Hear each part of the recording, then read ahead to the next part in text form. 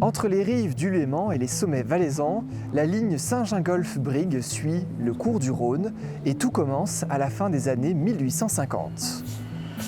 Le premier tronçon Bouvray-Saint-Maurice est mis en service le 14 juillet 1859 par la compagnie de la ligne d'Italie. L'année suivante, le tronçon est prolongé de Saint-Maurice jusqu'à Sion.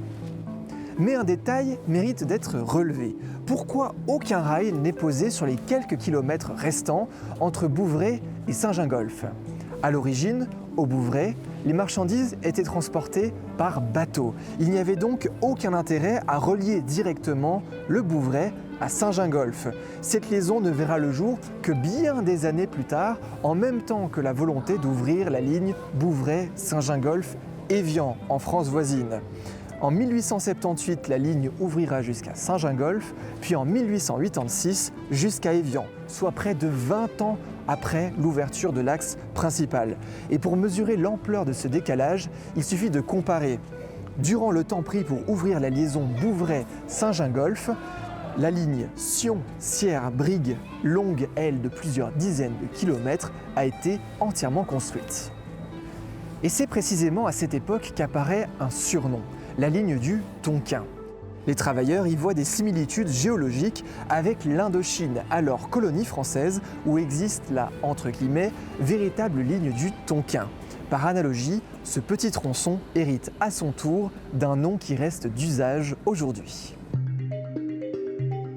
Chose importante, la ligne Saint-Gingolph-Brigue est entièrement en service depuis 1878. Elle fait partie des grands axes construits très tôt dans l'histoire ferroviaire, mais elle présente à ce moment-là une limite importante. Elle est à voie unique, une seule voie entre les gares, ce qui restreint forcément la capacité du trafic. Dès le début des années 1900, un vaste chantier est donc lancé, le doublement progressif de la ligne entre Saint-Maurice et Brigue. Un travail très progressif et irrégulier qui s'étendra sur plus d'un siècle pour s'achever en 2004 avec le doublement du tronçon Salguesch-Leuc. Ça, c'est pour l'infrastructure. Côté exploitation, l'histoire est tout aussi mouvementée. La compagnie de la ligne d'Italie, à l'origine de l'ouverture d'une grande partie du tronçon, fait faillite et est rachetée en 1874 par la compagnie du Simplon. Cette dernière est nommée sans grande inventivité dans son nom, reprenant simplement celui du massif du Simplon, à travers lequel la ligne ralliera l'Italie au début du XXe siècle. C'est elle, la compagnie du Simplon, qui termina la construction du tronçon Sion-Brigue en 1878. Aujourd'hui, cette longue histoire ferroviaire se poursuit sous une autre forme. Depuis 2003, le trafic régional valaisan est assuré par la compagnie Régionalpes, filiale d'SCFF, également détenue par le canton du Valais et les transports Martigny et Région.